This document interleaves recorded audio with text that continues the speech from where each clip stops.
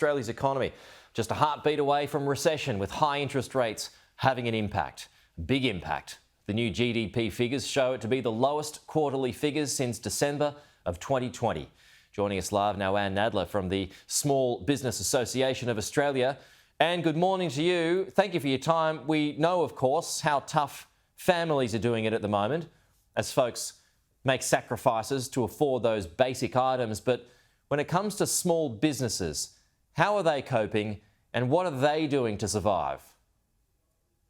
Good morning, Peter, and thank you for having me here this morning. Small business is in serious trouble, and I'm talking about generally. There are some businesses that are doing well, but generally most are just hanging in there. We have to look at the figures. Up until June last year, the 12 months June to last year, almost 1,000 small businesses were exiting daily. Now, the difference between... Sorry, Anne, how much was that? Sorry, I just had a glitch then. Almost 1,000 exited daily. Wow. Now, the difference between those starting up and those exiting was only a net gain of 19,000 over 12 months throughout Australia. Now, within about 2 to 3 years, most of those 19,000 will be gone. So we're almost into a net growth when it comes to startups overall. Now, we have to stop glossing over things, and we've got to look at what is it that we've got to do to allow small businesses to survive. Because when they go belly up, and I'm talking about in large numbers, and that trend is continuing, Peter, it's actually getting worse. So that is going to affect the Australian economy massively. You're already seeing a slight unemployment rate. That's going to continue.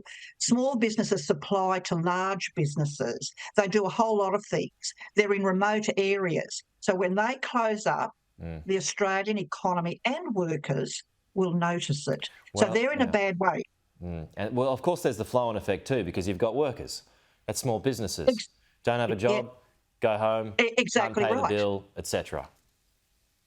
And as small businesses, we keep talking about workers and the cost of living, and workers are very, very important. Small businesses don't balk or don't want to pay them good wages or anything like that. Many of them actually do pay above the award, believe it or not, because like micro businesses make up the biggest lot of businesses in Australia, and they're very small firms, like from 0 to 4 employees. So they're a bit like a family. And so they do like to look after their businesses. But the question today is the economics. What is affordable? Because when you raise wages, you've got to raise your superannuation. Those costs will be passed on to somebody else. Profit margins are almost non-existent for a large majority of small business owners. The ATO figures confirm that.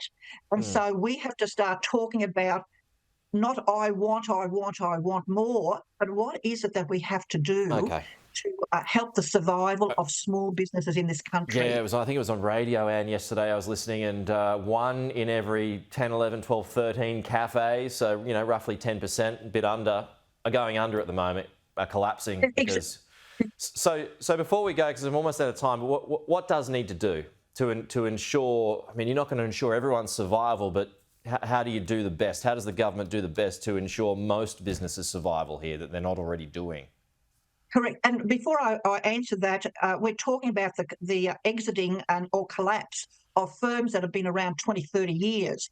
But there are things that the government could do. I'd like to see maybe a freeze for maybe 6 to 12 months on for the ATO, for example. Small businesses owe a lot of money, and the tax man is coming out, to reclaim that tax, and tax must be paid for. But there needs to be a moratorium, like we did during the pandemic. Yeah, kill payroll tax.